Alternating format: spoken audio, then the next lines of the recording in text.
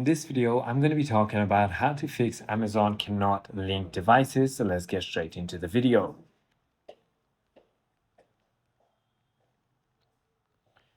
So to fix Amazon cannot link devices errors, what you want to do is a lot of different things. I'm going to go ahead and mention three of the things or four of the things that you can do.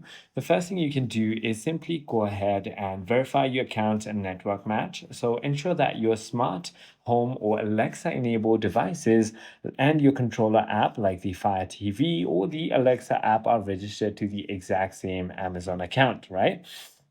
Once you've done that, devices must also be on the same network. Ensure that your devices are on a 2.4 gigahertz Wi-Fi band and they are not the dual band.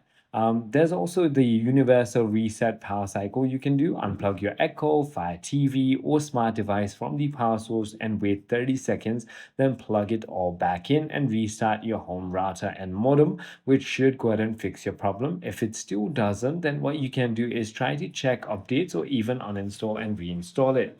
I hope this video clarifies everything for you. If you have further more queries, feel free to comment down below and I'll see you on the next one.